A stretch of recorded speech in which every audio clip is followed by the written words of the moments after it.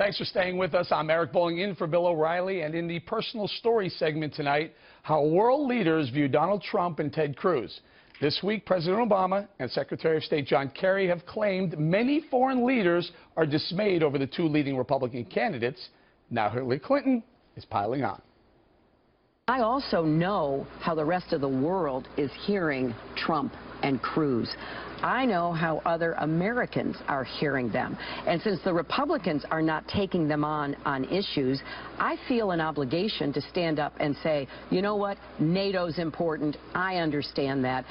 I get messages from European leaders saying, thank you. Thank you.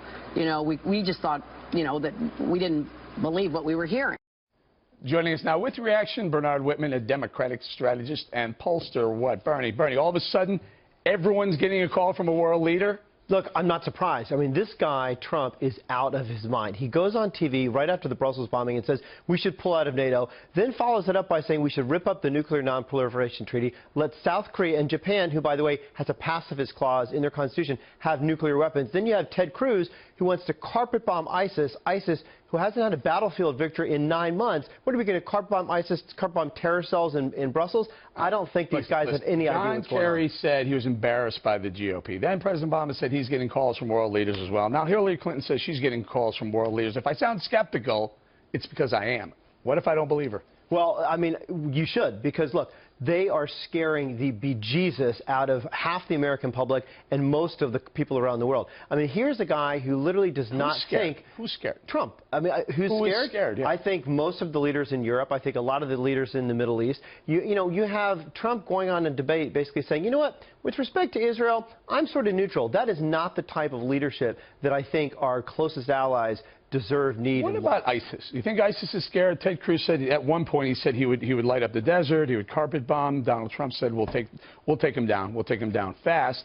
Don't you think they're a little scared too? No, I actually think that they would love world leaders more. The free world's scared, but the bad guys aren't. All of the talk around Muslims and demonizing Muslims is exactly what ISIS wants. They will hope that that will actually bring all sorts of would-be jihadists into their camps. They have a recruitment problem right now because they're failing on the battlefield. I think the best thing for recruitment for ISIS would be a Trump or Cruz victory. So what we say is actually a recruiting tool for terrorists and ISIS. You talk to ex-CIA people, that's exactly what you hear. So what did Brussels say that made them get bombed and an airport and a subway get bombed by terrorists? Well, look, I think obviously Brussels is the center of the European Union. There's a lot of Americans. So what did they say, though, Bernie? You just said because if the rhetoric is stepped up in America, that's going to be a recruitment tool. What I'm saying is when Ted Cruz says, you know, in response to that we should police Muslim neighborhoods, they're going to take that footage, use it on social media, and use it as a recruiting tool. It is not an effective way to actually beat ISIS. Neither is carpet bombing. Is sending 20 or 30 sorties a day over? I mean,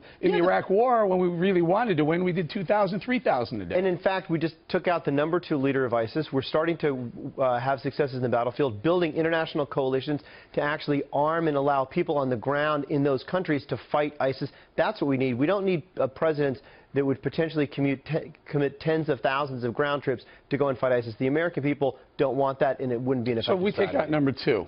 You know who's the happiest about that? #3. Of course. I understand that. It just moves right up. But the fact is, where's #1? What we need is smart power. We need deployment of technology. We need coalitions to fight ISIS. We don't need bombast and blather and bluster. That's not Hillary actually going to work. Clinton said we need diplomacy to fight terror. We do. You know why? Because we can't fight this. We cannot fight this on our own. We need to build coalitions, love. Which is something. The Pope said love. Mark Zuckerberg said fight ISIS with love. It's negotiation. Hillary says negotiate. That's exactly how we got Iran to the table. Hillary was back-channeling with Iran at the same time that she was building an international coalition, including China and Russia, who don't agree on anything to actually bring crippling sanctions and bring them to the table. You may not like the deal, but you have to be impressed at her skills. Well, her skills are what? To hand over $150 billion to people who basically have financed terror for the last 40 years and want to kill us? No, to prevent the country from actually gaining nuclear weapons. Unlike Trump, no, we actually led them to the path of gaining nuclear weapons. Trump seems to want to give everybody nuclear weapons. I mean, Trump is so cozy with Putin. There's no wonder that Putin wants to vote in the election and vote for Trump. He would probably let Putin annex Ukraine if he had the chance. So you think Hillary Clinton has the right foreign policy to take out ISIS, and it's different from Obama? How? I think that she has. I think she wants to be far more aggressive than Obama. I think she's a demonstrated negotiator.